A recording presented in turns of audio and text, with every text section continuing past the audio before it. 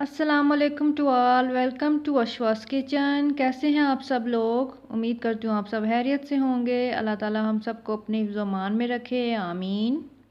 तो आज है संडे का दिन और मैं बना रही हूँ दाल कद्दू की सब्ज़ी। किचन में आज दाल कद्दू बन रहा है। तो मसाला मेरा भुन गया है, ऑयल मैंने इसमें डाल दिया है, तो गर्म मसाला भी डाल दिए इसमें। तो आज संडे का दिन है तो रुके हुए काम भी संडे को मोस्टली किए जाते हैं। दाल और कद्दू मैंने इसमें ऐड कर दिए हैं। संडे को मोस्टली हमारे घर में चिकन पुलाव बनता है, तो आज चिकन पुलाव नहीं था बना, आज दाल कद्दू का प्रोग्राम बन गया। तो सोचा चलें साथ साथ आपके साथ बातचीत भी होती है। तो आपके यहाँ संडे को कुछ खास बनता है तो ज़रूर मेरे साथ शेयर कीजिएगा। अभी मैं इसको और पकाऊंगी, फिर मैं इसमें पानी ऐड कर दूंगी और गलने के लिए रख दूंगी। तो आपका संडे मोस्टली कैसा गुजरता है? क्या खास आप पकाते हैं या वीकेंड बाहर गुजारते हैं आप लोग? मेरे साथ ज़रूर शेयर कीजिएगा। गर्मी आजकल बहुत ज़्यादा पड़ रही है, बारिश होती है लेकिन मौसम फिर वैसे ही गर्म हो जाता है। तो जो लोग बाहर काम करते हैं वो अपना सर और गर्दन कवर करके निकला करें, क्योंकि लू लगने का भी खुदा न खास्ता खतरा होता है। तो गर्मी से बचने की कोशिश किया करें और पानी का ज़्यादा इस्तेमाल करें।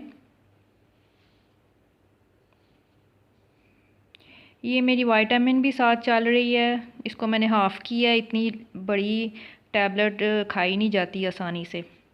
तो इसको मैंने पानी डाल के गलने के लिए रख दिया था। अब हमारे दाल कद्दू गल गए हैं, तो इसमें मैंने धनिया और हरी सब्ज़ मिर्ची और थोड़ा सा पुदीना भी ऐड किया, क्योंकि पुदीना से बहुत अच्छा टेस्ट आता है। अगर आपने अभी तक ट्राई नहीं किया पुदीने के साथ दाल कद्दू, तो ज़रूर ट्राई कीजिएगा। तो साथ यहाँ मेरे चावल भी पक रहे हैं, इसके साथ मैं बॉयल राइस बना रही हूँ।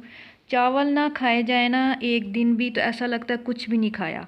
रोटी तो मैं खाती हूँ, लेकिन चावल मुझे थोड़े से भी मिल जाए ना, चाहे 2 चम्मच 3 चम्मच भी, तो ऐसा लगता है पेट में फिर कुछ गया है, वाकई कुछ लगता है कि कुछ खाया है। जैसे होता है ना, चाय मुझे बहुत पसंद है, चाय लवर हूँ मैं, तो ऐसे राइस लवर भी हूँ। चावल मुझे थोड़े से मिल जाए ना, तो ऐसा लगता है तसल्ली हो गया, मैंने कुछ खाया। रोटी से कुछ पता ही नहीं चलता मैंने कुछ खाया भी है। तो चावल जिस दिन ना पके ना, तो कुछ अधूरा अधूरा सा मुझे लगता है। तो चावल मैंने ज़रूर खाने होते हैं, चाहे मैं थोड़े से खाऊं।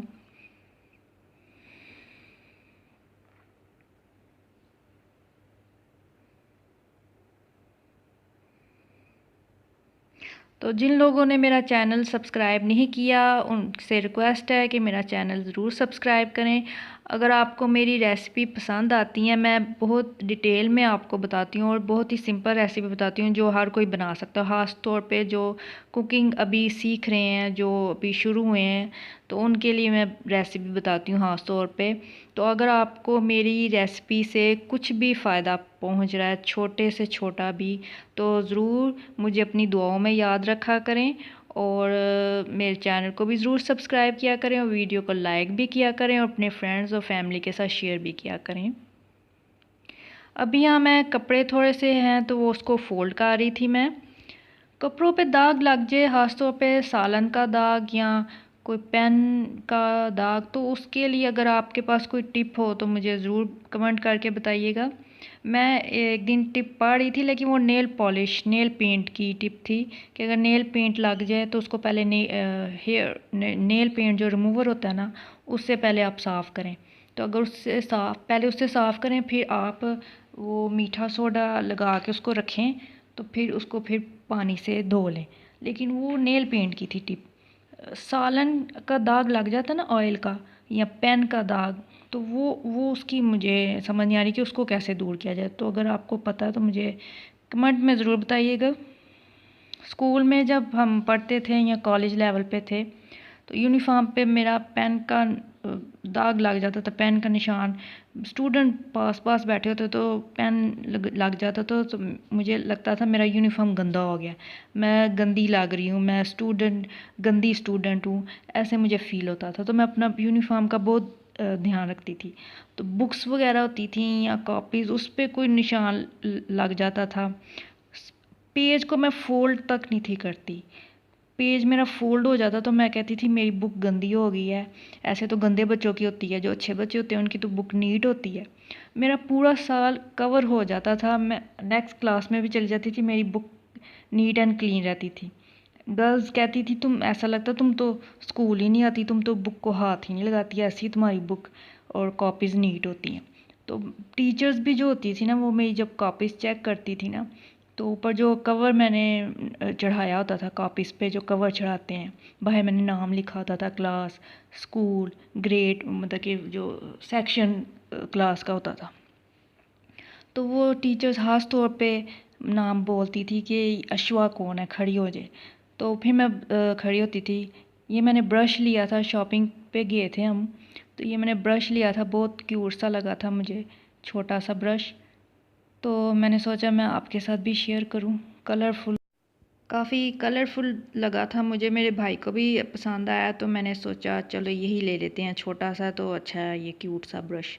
तो आप भी मुझे बताइए कि आपको ये कैसा लगा। तो मैं बता रही थी, क्या बता रही थी मैं, अभी मैं खाना खा रही हूँ तो वॉइस ओवर कर रही हूँ, तो इसलिए मैं बोल तो सकती हूँ।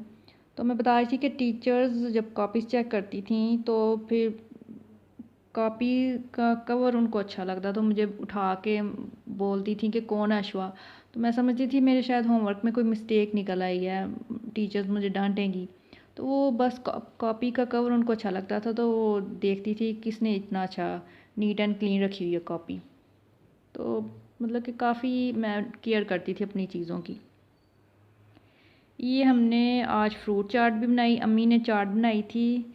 आज संडे था तो आज मैच भी था, हाँ पाकिस्तान का मैच भी था, तो हमने सोचा चलें चाट भी बनाते हैं आज।